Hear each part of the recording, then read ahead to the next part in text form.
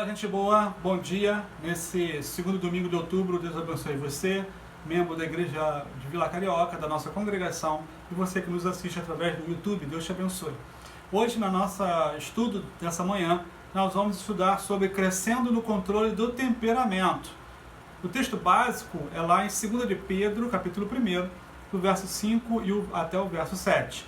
Pausa o vídeo, abra sua Bíblia, leia 2 de Pedro, capítulo 1, verso 5 até o verso 7.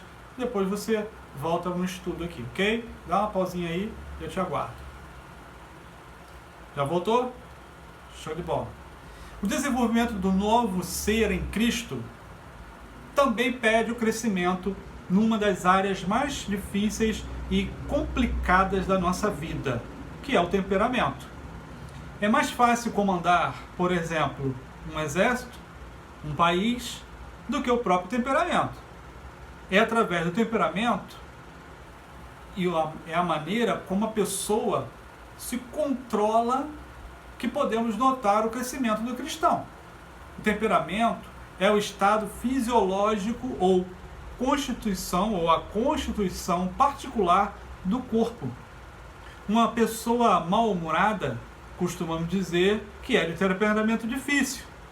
Nem sempre pode ser isso. Uma pessoa alegre e brincalhona, já dizemos que é de temperamento fácil ou dócil, né? Também não podemos dizer que seja isso. O temperamento, o caráter e a personalidade estão arraigadas na pessoa. Temperamento se nasce com ele. Já o caráter é o conjunto de traços particulares, o modo de ser do indivíduo, o conjunto de qualidades boas e mais, de uma pessoa que determinam a conduta, a sua concepção moral. Esse faz parte do caráter. É firmeza e coerência de atitudes. O caráter é adquirido durante a formação básica até os 7 anos.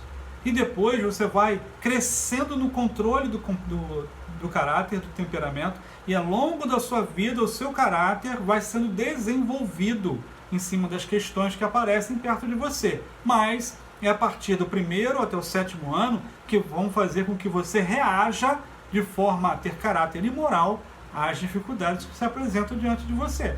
O temperamento mais o caráter resultam na personalidade. O temperamento é a combinação de características com as quais nascemos. O caráter é o nosso lado civilizado e a personalidade é o rosto que mostramos ao próximo. Romanos capítulo 1, verso 18 até o verso 19, Paulo ele menciona a tensão existente entre o temperamento e o caráter. O temperamento é forte e se manifesta na carne. É o rompante, vamos dizer assim. E a atitude impensada. Mas o caráter é um temperamento domesticado. Isso é interessantíssimo. É preciso se deixar controlar pelo Espírito Santo, para que a nossa vontade não seja manifesta ou manifestada na carne, ou em nossas vontades e as reações naturais, mas no desejo do Espírito. Temperamentos básicos, para nós termos uma noção. Um médico e filósofo grego que viveu há 400 anos antes de Cristo, chamado Hipócrates, ele defendia a ideia de que existiam 4 tipos de temperamento. O primeiro era o sanguíneo. O temperamento é cordial, alegre, brincalhão, facilmente se identifica em um grupo de pessoas estranhas. Logo começa a conversar e a contar casos engraçados, histórias, né, como se fosse assim, querendo ter atenção. Tem tendência a não esquentar muito a cabeça com o que está acontecendo ao seu redor. Esse é um básico da personalidade ou do temperamento sanguíneo. Colérico é um temperamento ativo, prático, voluntarioso, independente, autossuficiente. Tem tendência à teimosia e costuma tomar decisões para si e para os outros, ou seja, passa frente dos outros. Quando adulto, é muito difícil aceitar a Cristo, devido à sua autossuficiência. Só o Espírito Santo de Deus. Não é fácil a dependência de Deus, se depender ou se colocar na dependência de alguém, principalmente alguém que ele não vê. que é Deus, é a constituição da fé. E não aceita muito opiniões, pois vai de encontro ao seu temperamento, que é bem fechado, sisudo. O que Jesus falou, dura cerviz. Tem o melancólico também. O melancólico, segundo os especialistas, é o mais rico de todos os temperamentos, pois é o de tipo analítico, abnegado, bem dotado e perfeccionista. Ele abrange várias áreas da vida. É naturalmente introvertido, mas um fiel amigo, embora tenha dificuldades em fazer amizades.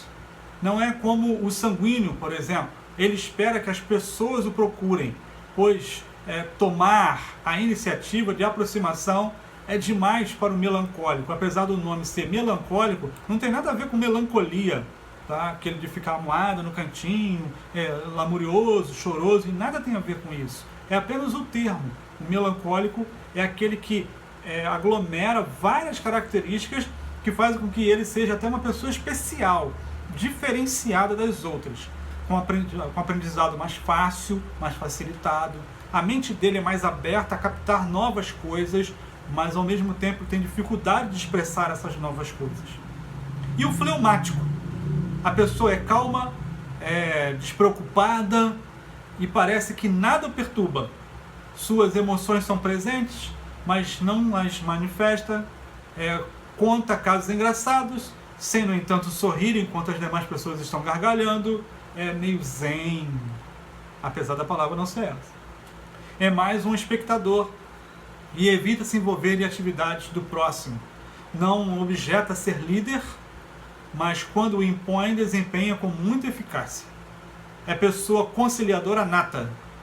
Tem a tendência a fazer as coisas com calma e sem pressa. Se identificou em alguma delas? Os temperamentos básicos, controlados pelo Espírito Santo. Como vimos, cada um dos 4 tipos de temperamentos pautados aqui tem suas características ímpares, suas qualidades e seus defeitos. E isso que dá o colorido num grupo social, um colorido na igreja. As pessoas são diferentes e reagem de várias formas.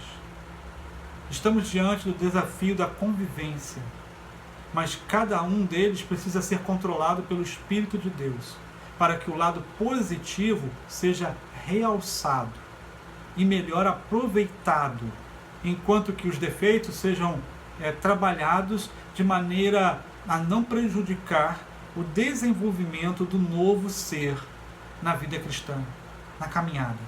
Assim como tem o lado positivo, tem os lados negativos de todos nós. Gálatas, Paulo escreve à igreja da Galácia relatando sobre isso. Capítulo 5 de Gálatas, de 22 ao 23, que são os dons do Espírito.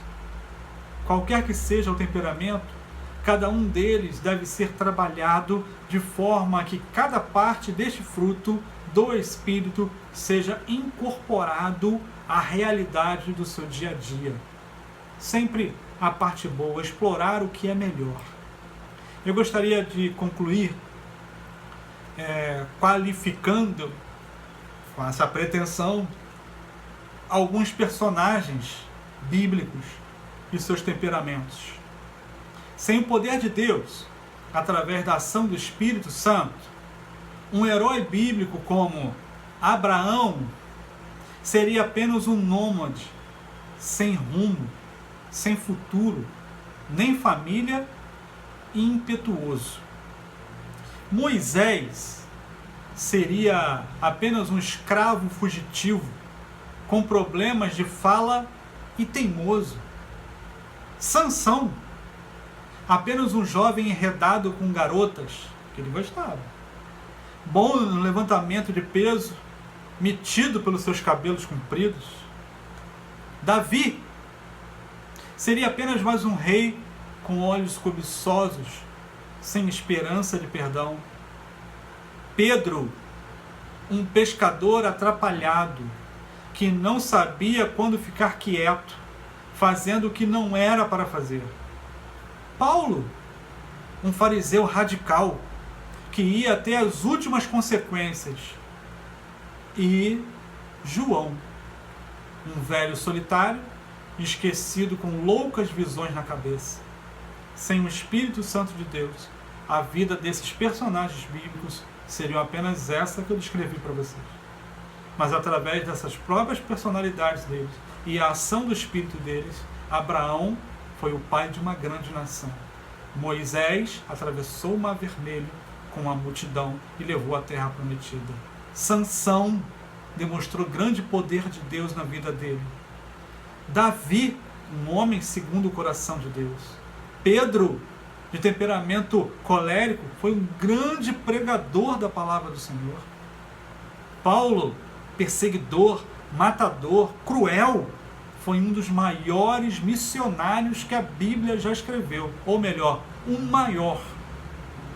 O maior.